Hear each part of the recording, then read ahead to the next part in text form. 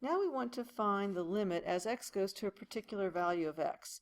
So when we do a limit like this, the very first thing that we do is substitute the number here under the limit in for x. So I'm going to start by doing that. So this would be 1 cubed plus 3 times 1 squared plus 5 times 1 plus 3 in the numerator, and the denominator 1 plus 1. This would be 1 plus 3, which is 4, plus 5, which is 9, plus 3, which is 12. So I have 12 over 2, or 6. So we say that the limit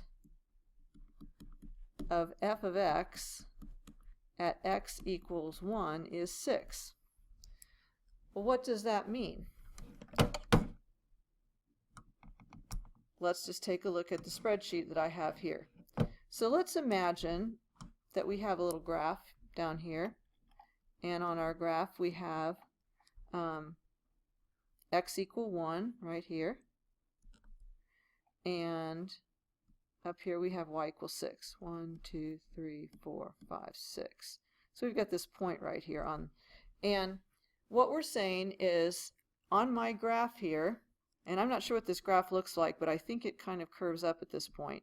We're saying as x gets closer and closer to 1, and I'm going to do that in a different color.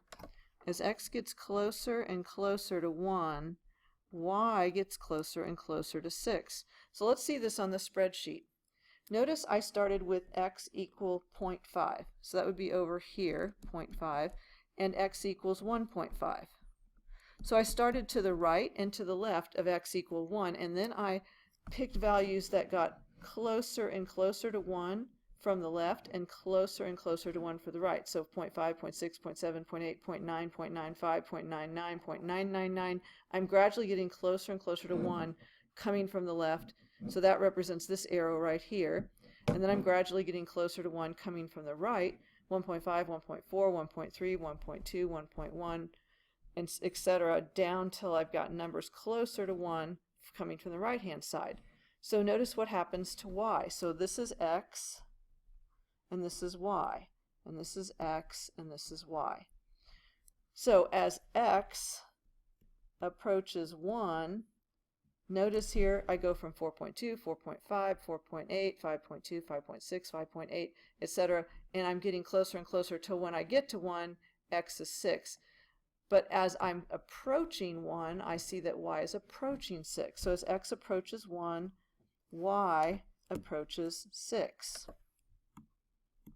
And you can see the same thing here. As x approaches 1 from the right-hand side, y also approaches 6. So here it's approaching, from the left, it's approaching 6 from lower values of y, and here and from the right, it's approaching 6 from higher values of y.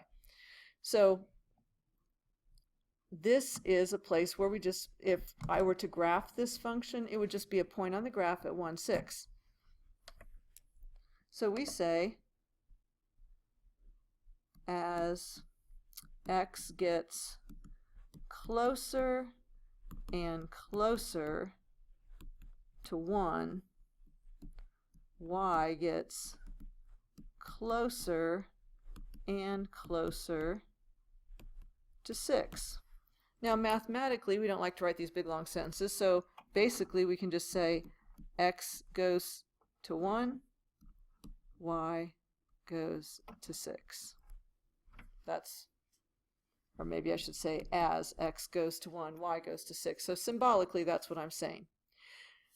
Now, do I need to use a limit to find this point 6? No, I can just substitute 1 into the function and get 6. So this is a case where a limit is not necessary, but I wanted to go through this example once again to just talk about the concept of what a limit means.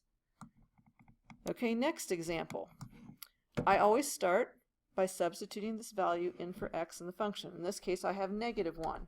So -1 cubed plus 3 times -1 squared plus 5 times -1 plus 1 all over -1 plus 1. So this is -1 plus 3, that gives me 2, minus 5, -3, plus 1, negative 2. So negative 2 over 0.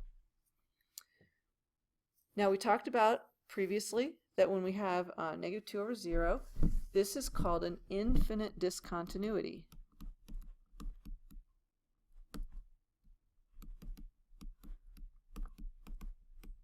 And the limit does not exist here. So let's talk about why the limit. So I'm going to go ahead and write there, the limit does not exist. So let's talk about why it does not exist. So let's take a look at this spreadsheet here. We notice here that, kind of imagine a little number line here. So if I have a little number line, and I have my number negative 1, and then from to the right of negative 1 I have negative 0.5, and to the left of negative 1 I have negative 1.5. So I'm focusing in on moving my x value closer and closer to my y value. And you know what, I'm going to move this down because I need to do this slightly differently. Sorry, I'm moving my x value closer and closer to negative 1, and I want to find out what happens to my y value. So notice as I'm coming from the right from negative 0.5, my x value is getting closer to negative 1. So x is getting closer to negative 1, negative 0.5, negative 0.6, negative 0.7, negative 0.8, 995, 99, 999. So we're getting closer to negative 1. What's happening to y? It's getting really, really, really big in the negative direction. So here's y. So we would say y is going to negative infinity. In other words, y is coming around and doing like this as it gets close to negative 1 from the right-hand side. Now if we look at x and y over coming from the left-hand side, we see that we're moving closer and closer to negative 1, negative 1.5, 1.4, 1.3, 1.2, 1.1, 1.05, 1.01, etc. Getting close to negative 1. So x is getting close to negative 1. What's happening with y? Well, y is getting bigger and bigger and bigger in the positive direction. So y is going to positive infinity. So we see as we're moving closer to negative 1, the graph of y is just going to go up like this. Now you might think, oh, that looks familiar. That's a vertical asymptote there. That's exactly right. This is why we call this an infinite discontinuity.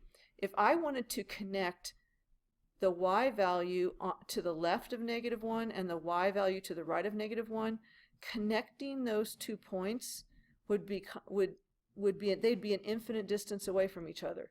There is no way to connect those points. That's why we call this an infinite discontinuity.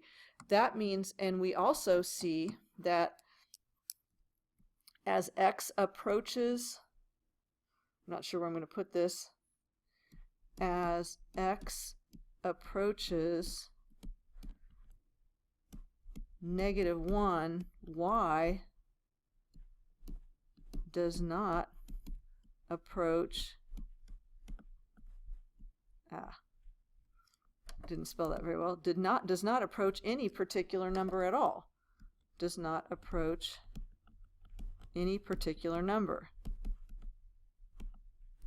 It just gets very, very big or very, very small. And I probably ought to spell this a little more nicely. Somebody's going to read these notes and have no idea what I just wrote. Particular number. There we go. Once again, though, when we look at this, you could say, well, you know, I could have figured that out, that this isn't going to exist, and I know this from my rational functions. We know that's where the asymptote is, and so forth. So, you know, why do I really need to know this? Well, good question. This is an important piece of information to know about limits.